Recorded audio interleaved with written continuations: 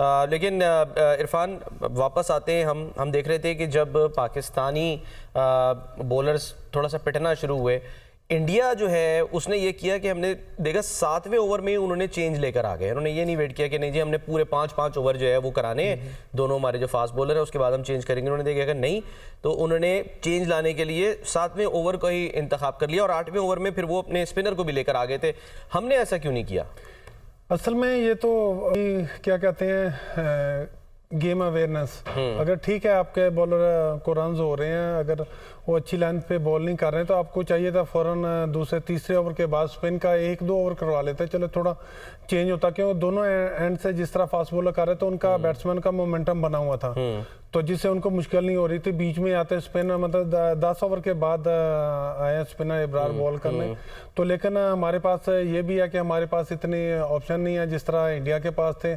तो वो भी हमारे पहले आए हैं मेन स्पिनर, तो उसका भी वो बॉल नहीं ब्रेक हो रहा जिस तरह उनका मुश्किल हो रहा था बॉल लाग के, और थोड़ा ब्रेक हो रहा था और थोड़ा फंस भी रहा था बॉल। तो लेकिन अभी देखिए आराम से वो कितने इजी अंदाज से खेल रहे हैं। जब उनका जी करता है बाउंड्री मारने का बाउंड्री लगाते हैं, और जब करते हैं सिंगल निकाल लेते हैं। मेन सबसे बड़ी टीम की निशानी यही होती है कि वो अगले बॉलर को अपने ऊपर हैवी नहीं होने देते। जिस तरह देखा होगा हमने पहली इनिंग्स में जितनी डॉट बॉलिंग खेली हैं, जब आप इतनी डॉट बॉलिंग खेलेंगे कोई भी फास्ट बॉलर आपको कोई और जगह पे बॉल नहीं करेगा। उनको भी पता है कि ये पहले ही फंसे हुए हैं, डॉट बॉलिंग खेल रहे हैं, हमें कोई और तजर्बा करने की ज़रूरत नहीं है। जिस तरह आपने देखा हो शाहीन ने बॉलिंग की है, उसको 1-2 इनसाइड एज पे चौके लगे हैं, उसने बार बॉल की है, तो उन्होंने किसी जगह पे भी पाकिस्तान टीम को इस तरह नहीं होने दिया कि वो प्रेशर में है। वो बल्कि पाकिस्तान जो बॉलिंग उसको प्रेशर में लेके बॉलिंग कर रहे हैं, और उसमें रन्स भी हो विकेट मिले तो साथ वाला बॉलर जो आपको थोड़े रन्स रोक के दे। लेकिन एक चीज़ हमने देखी कि जब शाहीन ने रोहित को आउट किया, विकेट मिली, तो हमारे यहाँ तो जो इनिंग चल रही थी पाकिस्तान की, उसमें तो हमने ये देखा ना कि कैच ड्रॉप होता है, अगले ओवर में आप आउट हो जाते हैं, चाहे वो रिजवान हो या सऊद शकील हो।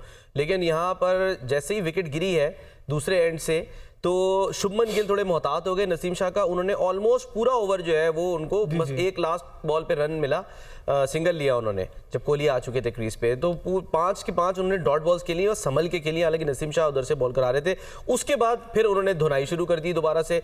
90 के स्ट्राइक रेट से जो है वो इस वक्त शुभमन गिल 41 रन बना चुके हैं 45 गेंदों पर। मेन यही सबसे बड़ी बात होती है कि आपने अगली जो बॉलिंग है उसके अपने ऊपर हैवी नहीं होने देना। जब हम गलती पे गलती करी जाए, पहली गलती हमने की कि हमने डॉट बॉलें बहुत खेली, उसके बाद फिर हम मारने गए उसको, गेम को तेज़ करने गए, हमारा कैच ड्रॉप हुआ, उसके बाद फिर आप खुदकुशी कर रहे हैं बाहर निकल के, फिर आप मार रहे हैं, तो आगे बच्चों वाली टीम तो खेल नहीं रही जो आपको इतने चांस देगी। तो यही चीज़ होती है। उसको पता चल गया कि हमारी पिछले ओवर में विकेट गिरी है, तो कैप्टन आउट हुआ, तो मुझे इस ओवर में थोड़ा इजी भी खेल लूंगा, कोई मसला नहीं है मेरे लिए। उसके बाद देखा होगा आपने अगले ओवर में जो उसने 5 बॉलें डॉट खेली हैं उसका उसने बराबर कर दिया, उसका स्कोर 2 बाउंड्री मारी है।